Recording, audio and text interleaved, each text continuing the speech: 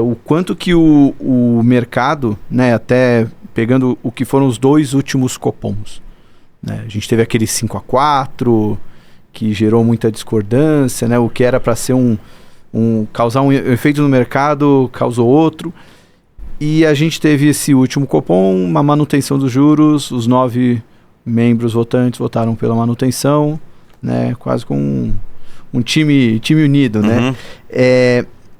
O quanto que o mercado, vocês, né, e o quanto vocês já colocam na conta como que vai ser o próximo Banco Central, só em janeiro que vai saber como vai ser, enfim, o quanto que as decisões recentes do Copom aumentaram ou diminuíram o risco de transição, né, da saída do Roberto Campos Neto para o novo presidente? Transições são sempre, geram questionamentos, né? Porque existe um modus operandi e uma função-reação do Banco Central que é conhecida, que é a maneira como ela é feita aqui agora, que é feita há quase 6 anos, né? O Roberto já está aí há bastante tempo, e você tem uma incerteza de um novo entrante, num ambiente que é potencialmente desafiador, né? Então, acho que é natural que haja alguma ansiedade sobre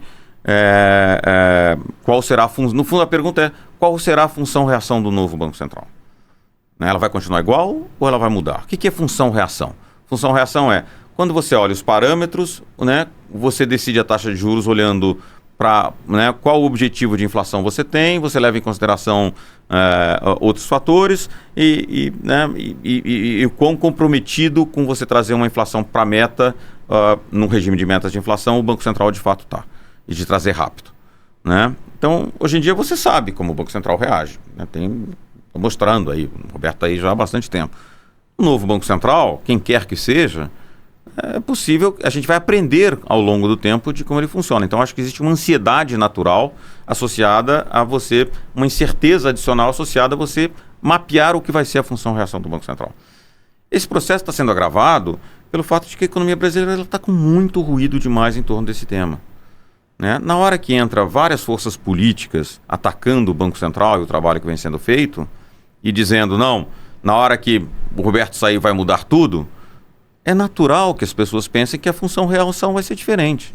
E é difícil achar que ela vai ser diferente para ser mais dura do que menos dura, né? Então, na hora que você junta as duas coisas, a ansiedade natural da transição com esse ambiente, é natural que a gente esteja vivendo. Eu acho que, logicamente, as pessoas se pegam em pequenos pedaços de informação para fazer grandes inferências sobre o que vai acontecer lá na frente, que é o resultado da discussão do 5-4. O 5-4 ele não foi relevante pelo voto de 50.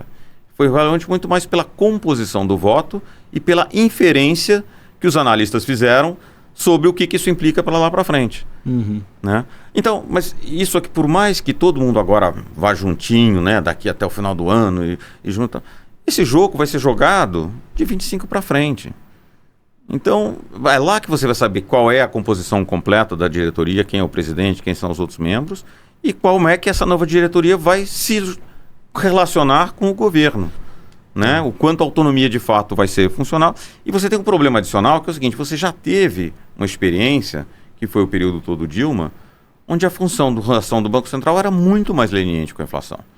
Todo mundo sabe, né, e todo mundo que acompanhou aquele período, que o Banco Central mirava o teto da meta, o teto do intervalo da inflação, e não a meta, que era o centro. Né? Então, o centro da meta, mas não é o centro da meta. Existe a meta e existe o intervalo de inflação. Mirava a parte de cima. Né? Então, as pessoas inferem, bom, tem uma série de elementos aqui acontecendo que parece que com aquele período, talvez isso também seja assim. Né? Então, o que eu acho que vai acontecer é o seguinte, é que isso não vai se resolver no próximo Copom, nos próximos Copons. A decisão de ontem ajuda? Ela ajuda. Mas essa incerteza, ela só vai crescer à medida que você caminhe para lá. Né? Isso só vai ser resolvido no ano que vem. Então, assim, eu acho que isso é uma questão que seguirá nos acompanhando ainda há muito tempo, até que as pessoas consigam ter elementos para mapear, de fato, como é que o próximo Banco Central vai tomar a decisão. Bom, então, não tenho como não deixar de fazer essa pergunta, né? Você não precisa dizer nomes, né, obviamente, mas como o mercado reagiria, né, a um eventual nome mais ligado ao mercado no Banco Central, né? Ou até um nome mais ligado a uma postura mais complacente com a inflação, né? Enfim, o quanto que o mercado, ou até vocês lá na Ibiúna, se preocupam com esse tipo de evento?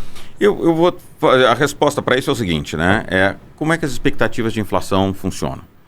A meta de inflação, ela é um polo atrator de expectativas quando ela é crível. Ou seja, eu declaro, a meta de inflação é 3%, se todo mundo acredita que ela é 3%, todo mundo acha que a inflação no futuro vai ser 3%, se todo mundo acha que é 3%, a chance de ser 3% é enorme. Mas se as pessoas têm dúvida se ela vai ser 3% e pode ser mais alta do que isso, a expectativa de inflação fica mais alta. E aí, você entregar a própria inflação de 3% para um ambiente onde a expectativa está muito mais alta é muito mais difícil. E o juro que você precisa fazer isso é muito mais alto. Ou seja, no fundo é pensar o seguinte, o custo em termos de crescimento e de desemprego que você precisa para entregar a inflação de 3% é muito maior, porque o juro tem que ser mais alto, a economia tem que crescer menos, quando você está desancorado. Né? Então, como é que eu vejo isso? No fundo, a história é o seguinte, ou essa história toda vai traduzir, não, ganhou muita credibilidade o regime de política econômica que o Brasil tem, tanto fiscal quanto monetário, e a expectativa vai convergir, né? Ou não. E se não, a situação é muito mais complicada. E um dos elementos aqui passa por exatamente qual é a percepção que os agentes terão sobre o próximo Banco Central. Né? Tem um elemento que eu falei para vocês, que a âncora fiscal está debilitada, ela está enfraquecida. Né? Se você enfraquece nesse ambiente a âncora monetária, esse é um ambiente onde você precisa de muito mais juros, tudo mais constante para entregar o mesmo resultado. Isso não é bom. Né? Então, eu acho que deveria haver um esforço, e eu acho que está tendo esse esforço dentro do governo, de você, pelo menos, né, reforçar a credibilidade do Banco Central, tentar, de alguma maneira, ganhar a credibilidade e afastar esse ruído grande que as pessoas têm nesse momento sobre o que vai ser lá na frente, para conseguir, né, gerenciar esse ambiente difícil de uma maneira mais apropriada. E, assim, talvez eu possa estar sendo até ingênuo ou excessivamente otimista, mas não é tão difícil do governo, ou até quem faz o discurso a favor de tem que cortar os juros na marra, né, como a gente viu até alguns políticos recentes culparem o Roberto Campos Neto pela decisão de manutenção dos juros, porque não é tão difícil entender que a decisão dos juros não passa só pelo presidente do Banco Central. Tem várias pessoas votando e, mais importante do que isso, né, a Selic pode ir para baixo, mas o juro futuro, né, que é o que vai de fato precificar, né, tanto os ativos financeiros como até o que o mercado está achando para o Brasil, o Banco Central ele não vai ter o controle ali, né? Na verdade, até se ele for muito agressivo aqui, é capaz de empinar a curva lá na frente. Já viu isso, né? Então, a experiência em 2011, né? Quem estava no mercado nessa época lembra bem da história do cavalo de pau. A história do cavalo de pau é como você corta o juro com a curva empinando, que é o contrário da maneira correta de você fazer, que é como você corta o juro com a curva, né? Quando você corta o juro com a curva empinando, significa que você cortou, mas a ideia é, como você cortou muito, você vai ter que subir lá na frente. Então, se você corta e não é percebido como sustentável, o que acontece é que as pessoas já precificam que lá na frente vai ter que voltar a subir.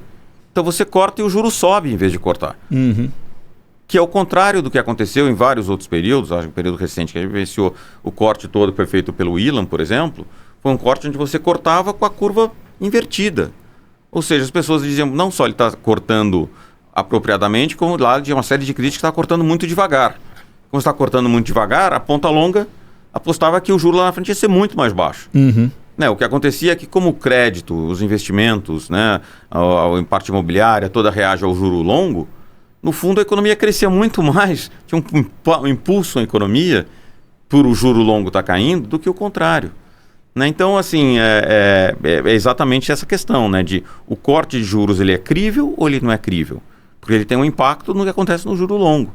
E, portanto, ele é muito mais estimulativo ou menos estimulativo, dependendo da credibilidade do corte. Mas o seu ponto era a história do ser técnico versus ser político. Né? E eu acho que uma parte do ruído grande é que nós, que estamos no mercado, somos economistas e tal, a gente tem uma visão muito técnica de como isso funciona. No entanto, a gente dá pouco peso para o impacto político e para o discurso político e para o impacto que isso tem. Enquanto o sujeito que é político tem uma outra visão. E o tempo, né, a famosa história de que o tempo dos mercados é diferente do tempo da política. É verdade, mas a consequência disso na atual situação é que tem que ter muito prêmio no Brasil mesmo. É uma pena, mas é isso que está acontecendo. A gente sempre separa lá na Ibiúna, tá? Economias onde você quer colocar um trade. Né? Então, você quer colocar um trade, mas você recebe um conjunto enorme de informação todos os dias sobre aquele país, aquele ação, aquele moeda. E você precisa decidir, essa informação é relevante ou ela não é relevante? Né? Quando ela não é relevante, mas é muita informação, a gente chama de ruído. Quando é uma informação e ela é relevante, a gente chama de sinal.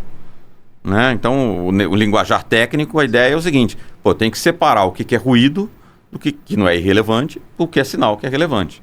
Tem umas economias onde tem muito ruído demais para pouco sinal. É muito difícil você ganhar dinheiro numa economia onde está acontecendo um monte de coisa e pouca coisa relevante. A não ser que todo mundo saiba que tem um monte de coisa acontecendo, mas não é relevante. Vou dar um exemplo fora do Brasil, tá? A Inglaterra é uma economia difícil de ganhar dinheiro.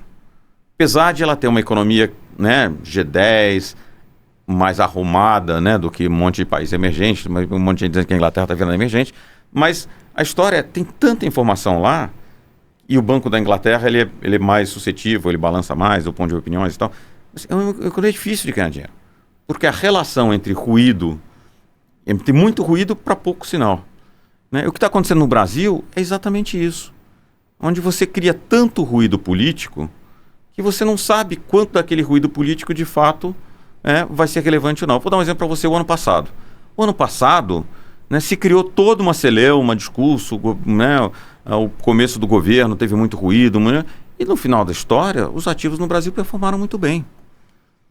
Ou seja, quem se notou muito pelo ruído não percebeu o sinal, que o sinal era as coisas vão estar melhores. Uhum. É uma parte também influenciada por um ambiente externo mais favorável, mas acontece. Esse ano, o ruído está sendo super importante, porque o ruído está te dizendo que o sinal está piorando. Ele está se transformando, não é só isso, né? Então, assim, mas de novo, essa relação entre ruído e sinal, acho que no Brasil ela piorou muito. E que, de novo, não é à toa que o Brasil está ficando pouco relevante nos portfólios globais. O sujeito que olha de fora fala, cansei. Não preciso estar lá, posso estar em outro lugar. Né? Logicamente, então é deletério também sobre esse elemento da participação dos ativos brasileiros no portfólio global.